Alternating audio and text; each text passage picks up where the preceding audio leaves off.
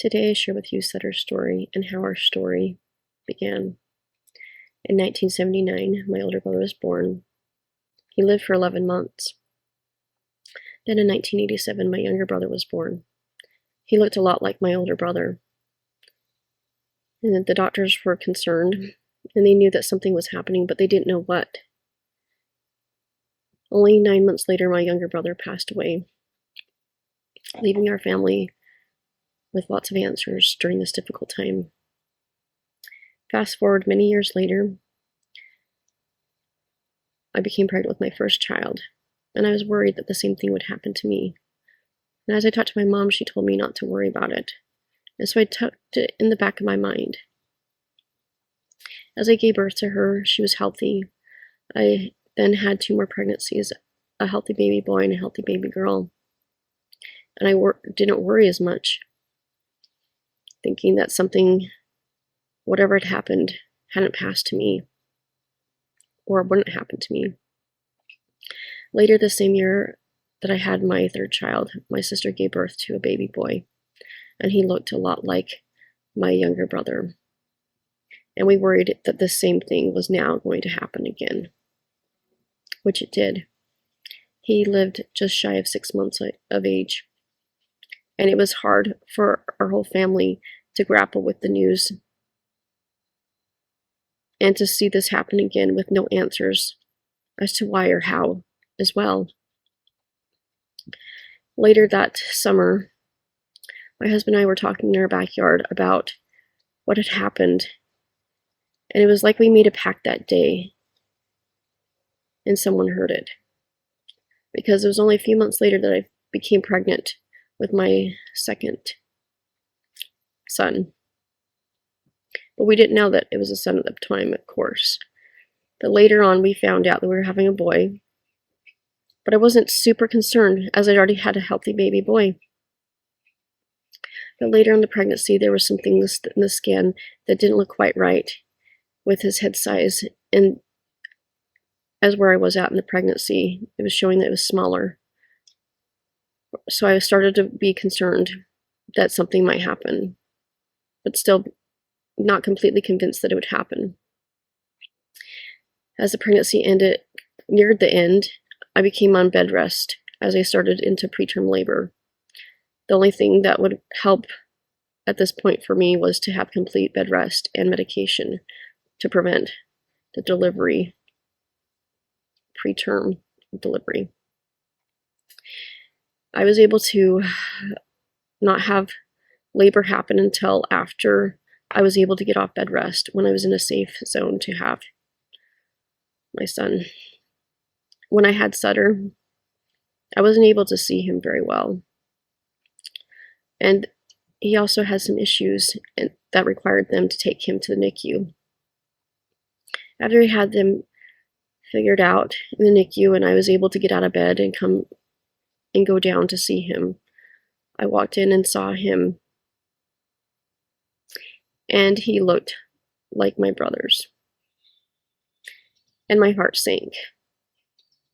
As a time that should have been celebratory and happy and excited for the new arrival of our 4th child, I was devastated that I was going to have the same outcome that would happen to my brothers and my nephew. Finally, after almost a month of being in the NICU, he was discharged and he was finally able to come home. And at this point, we were ready for him to be home with us, as we already had been ready, but it took that long for him to be able to come home. And we were grateful to have him home with us, to be with all of us, and to meet his siblings. About a month after he came home, we met with a doctor, and we talked about the prognosis, given the family history. The doctor gave us a prognosis of a year for Sutter. While we had worried that this might happen with our family, it was evident to the doctors that this was going to happen as well, to follow the same pattern. This was really difficult to grapple with knowing that we would lose him as well. But as we had planned and as we had made this pact, we were not willing to give up without a fight. And maybe they were wrong. Maybe we could beat this. Like towards the end of 2009 when he was born, he started to have an issue that seemed like he was having a seizure, which led us to rush him to the hospital to find out what was happening, and it appeared that he was aspirating into his lungs, which required an NG tube to be placed. Eventually, an NG tube was permanently placed in his stomach as to help him gain weight and to also help with the procedure of a Nissen fundoplication to keep him from aspirating into his lungs. This helped him with his quality of life, so we could have him longer.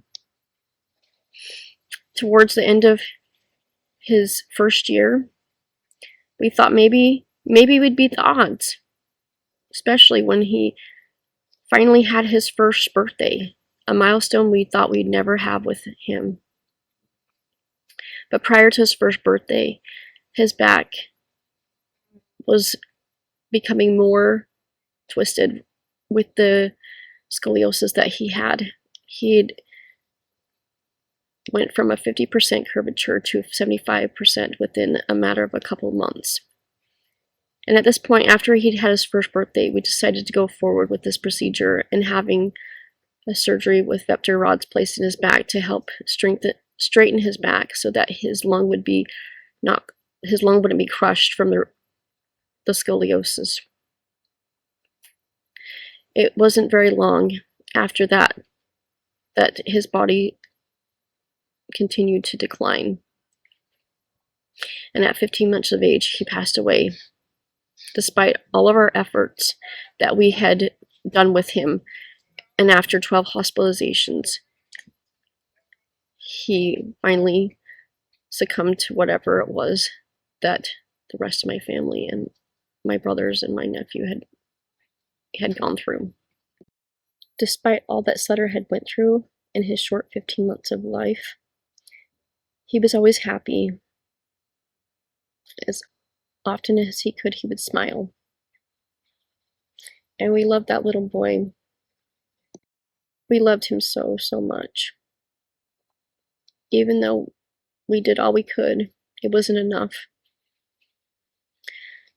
Shortly after his passing, Dr. Lyon contacted me and wanted to have access to his medical records, which I was able to obtain and to give them to him. I can't thank Dr. Lyon enough for all that he's done and the research that he has done to help give us answers.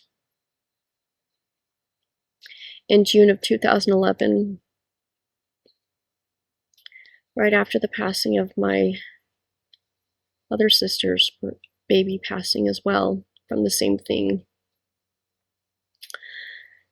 he released an article about Ogden Syndrome. We now had a name named after the city my parents lived in. And for that, to know what this is and why, gave us answers, gave our family the answers that we were looking for. And to find out that it was not just our family. In the years since, to learn that more families have been affected by the same thing, but not in the same way as the boys have been affected. But I can't thank the countless hours and the research that he has put forth into finding an answer, finding a reason for our family, and has given us and so many other families the answers that they've needed. But today, I do this in honor of Sutter and for his birthday today. He would be 15 years old today. This is a picture of Sutter. Happy 15th birthday, Sutter.